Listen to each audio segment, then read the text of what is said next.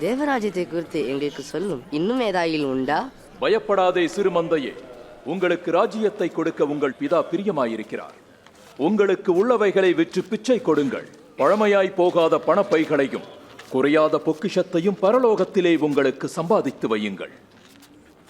அங்கே திருடன் அணுகுவதும் இல்லை, பூச்சி கெடுப்பதும் இல்லை. உங்கள் பொக்கிஷம் எங்கேயோ அங்கேயே உங்கள் மனமும் இருக்கும்.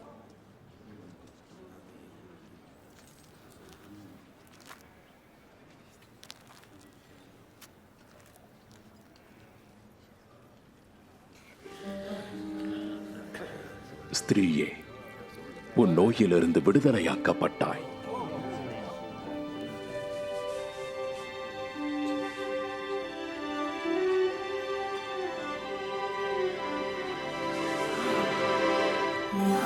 பாருங்கள், பாருங்கள், குணமாகிவிட்டாள்.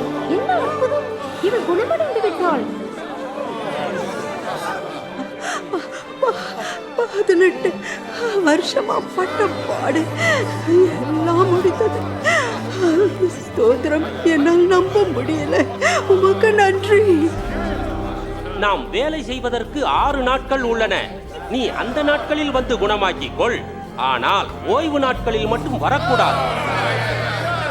மாயக்காரரே, உங்களில் எவனும் ஓய்வு நாளில் தன் எருதையாவது கழுதையாவது தொழுவத்தில் இருந்து அவிழ்த்து அதற்கு தண்ணீர் காட்டுவதில்லையா?